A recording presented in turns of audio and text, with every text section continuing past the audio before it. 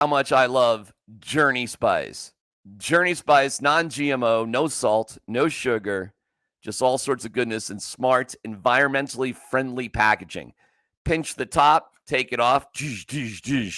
Food tastes better. Comes in singles, 2-packs, and 4-packs. It's Journey Spice. Find them at Amazon.com. Time for Denver's best sports talk with the Altitude Daily. This is the Altitude Daily Podcast. Everything you can't miss from today on Altitude Sports Radio. Mosher, Lombardi, and Kane. So the first goal is can this defense be the best defense in the NFL this season? And then your second goal, when you're this talented on the defensive side of the ball, is can this defense be the best defense in the history of the Broncos? And I believe the 2015 Denver Broncos are a top 10 defense of all time in the NFL and the best defense in the history of the Broncos. Vic does not believe that to be true. I think the 77 Orange Crush defense is number one on that list. Then it's 2015. And you know what? I'm not ready to bestow any honor on this defense until I see it throughout the season. There were moments last year, you know how quickly we forget. There were moments last year where they gave up some yards. Yeah. They gave up some opportunities. They didn't bury them. But at the same time, I say this because 2015 was very much like this. Your defense sometimes is only as good as your offense allows it to be. And here's what I mean. You give a defense a lead in the second half, and you force the opposing quarterback to drop back and throw, and you let Von Miller eat. Do you remember how many times Von Miller and DeMarcus Ware got to eat when opposing teams had to catch up in a game? It doesn't have to be a big lead. Any lead. You have to have some sort of an offense to give you that opportunity. Right. So it works hand in hand. Yeah, but before we start throwing all these praises and plaudits on this defense, and we're hearing a lot of it yesterday, even San Francisco, Kyle Shanahan gave it some thumbs up. Christian McCaffrey said this defensive line is something else. Let's let it play out a little bit. Let's let it play out. Let's let them play against.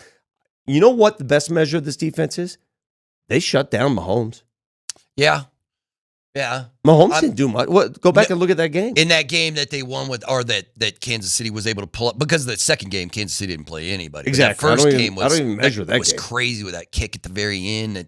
But then, you have a great game like that, and then do you remember the Chargers game where they just couldn't stop the Chargers for whatever reason? That's what Vance Joseph said this week. He was like, consistency.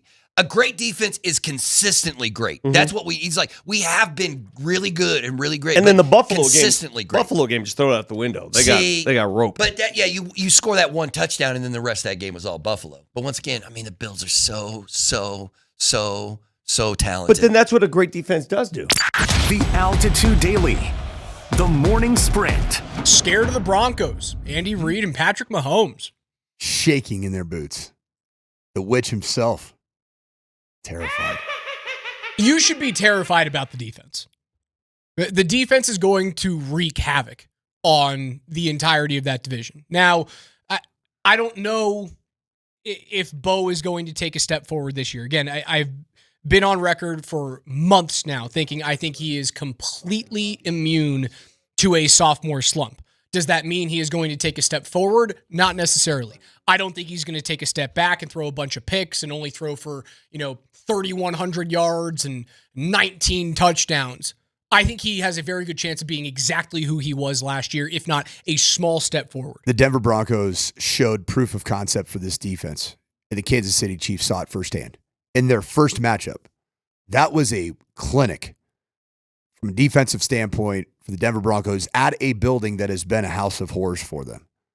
And they did everything right. Bo Nix did everything right, to win that football game. You didn't need Bo to carry him or carry you on his back that game. He but needed he to do still it once. And he did it once. He did it perfectly. We actually worked on 2-minute drill last night, and I installed the 2-minute concept. And I reminded our quarterbacks at the high school level, I asked the question like, hey, in 2-minute drill, there's 1 minute and 18 seconds left. Watching the NFL, what do the quarterbacks do typically in 2-minute drill to start a drive? One of my quarterbacks goes, throw a deep ball. I'm like, no, wrong answer. Checkdowns. That's what Bo Nix did, man. Your eyes are downfield. Check down, Charlie. It moves the sticks. You get in field goal position. Typically in those 2-minute drives, You just got to get about 25 to 40 yards to set up the would-be go-ahead field goal. Seconds are far more valuable in a 2-minute drill than yards. I always say time over distance. Time over distance. That's time is greater than the need of distance. And that's what Bo Nix did beautifully in that game. The Altitude Daily. Columbus, Hastings, and DMAC. What'd you see yesterday? Well, the Niners offense didn't fare any better than the Broncos has over the course of camp. And I think the takeaway is I spoke to a few people with the 49ers after practice, just kind of mingling around. And the first impression they had about this Broncos team was the defense isn't just good, has the potential to be really, really good, and that it can match up sort of any way you want to match up. And I think it really showed when the ones were on the ones yesterday, that till very late in the practice when Purdy finally made a couple plays in the last two periods of practice, the Broncos defense really dominated the Niners offense, and both teams were missing guys. Ayuk wasn't in for the Niners and Trent Williams wasn't in for the Niners, but, Dre Greenlaw and Alex Singleton didn't practice, and Brandon Jones didn't practice for the Broncos. So all in all, I think my big takeaway was just the defensive performance in a not quite a game, but in a very better than a preseason game, probably, for some of those competitive periods. Jeff, was there anything that you felt differently about this Broncos team after watching them go up against someone else than you did before?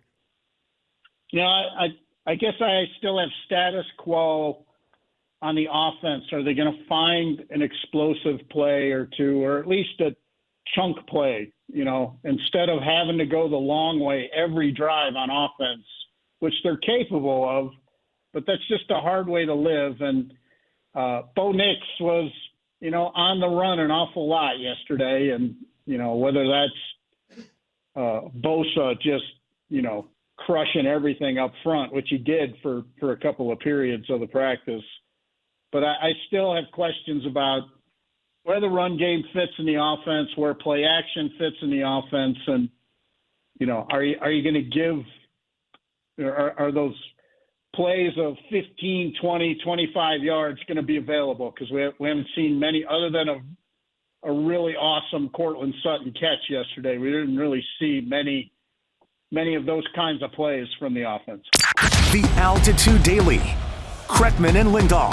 Let's see. Shedeur just threw it to the end zone, and Cleveland scores a touchdown. Shedeur Sanders has his first touchdown as a pro. He threw it, I believe it was a 4-yard pass. It was to the outside corner in the end zone.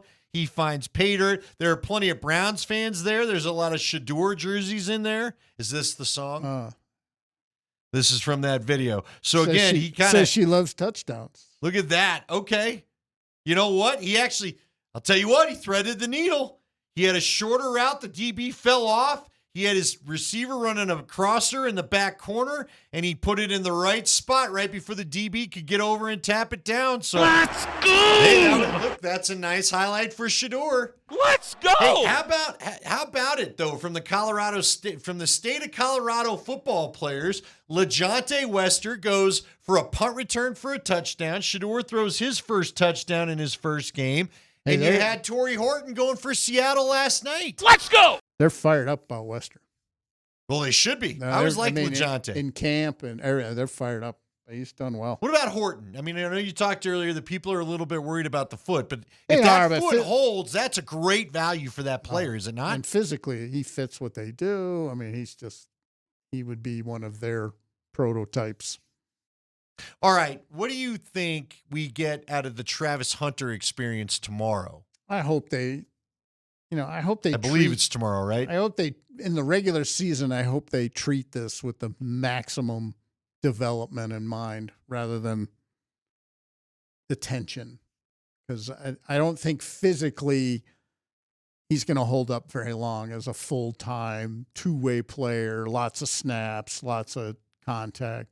I just don't think physically he's built for that. He would disagree. I know. I've asked him face to face. I get it, but I just, in my 40 seasons of doing this, I just think that body type is not ready for the snap count it would take to be the full-time player he wants to be both ways. But I hope they're smart with him. I hope he has an awesome debut and a career and all of it. I just hope they don't get so embroiled in doing the two-way thing that they don't let him or give him the opportunity to be the absolute best player he can be overall. You've been listening to the Altitude Daily. Catch us live weekdays on 92.5 FM, the Altitude Sports Radio app, twitch.tv/AltitudeSR, youtube.com @Altitude Sports Radio, and your favorite smart speaker. Say Altitude Sports Radio.